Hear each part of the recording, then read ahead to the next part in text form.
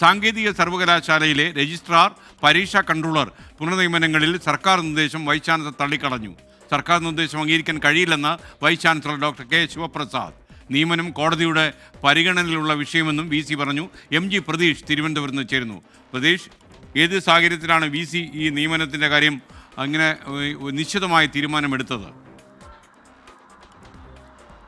SKN കഴിഞ്ഞ കുറേ നാളുകളായി സാങ്കേതിക സർവകലാശാല VCയും സർക്കാരും തമ്മിൽ പോര് നടക്കുന്നുണ്ട്.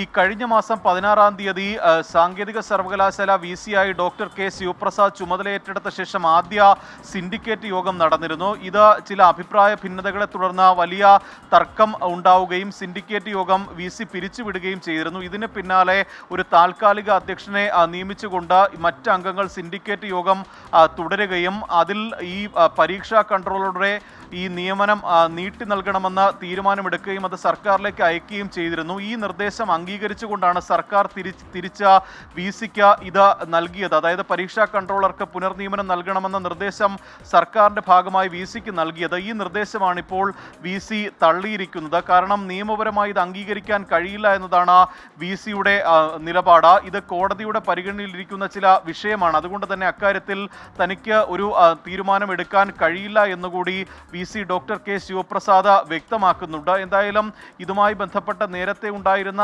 അഭിപ്രായ ഭിന്നത അല്ലെങ്കിൽ സർക്കാരുമായിട്ടുള്ള ഒരു തർക്കം ഇപ്പോഴും തുടരുന്നു എന്നതാണ് ഇതിൽ നിന്ന് മനസ്സിലാക്കാൻ കഴിയുന്ന കാര്യം. നേരത്തെ ഈ ഗവർണറുടെ ഒരു ഇടപെടൽ VC നിയമനത്തിൽ ഉണ്ടായി എന്നും സർക്കാരിന്റെ നിർദ്ദേശങ്ങളെല്ലാം തന്നെ അപ്പാടെ തള്ളുന്ന ഒരു നിലപാടാണ് ഈ ഗവർണറും ഒപ്പം VCയും എടുക്കുന്നത് എന്നുള്ള ഒരു വിമർശനമായിരുന്നു സർക്കാർ പറഞ്ഞുകൊണ്ടിരുന്നത്. ഇപ്പോഴും അത്തരത്തിൽ അഭിപ്രായ ഭിന്നത അല്ലെങ്കിൽ ആ ഒരു തർക്കം തുടരുന്നു എന്നതിന്റെ സൂചനയാണ് ഉന്നത വിദ്യാഭ്യാസ വകുപ്പ് നൽകിയ ഈ ഒരു നിർദ്ദേശം VC തള്ളിയതിലൂടെ മനസ്സിലാകുന്നത്.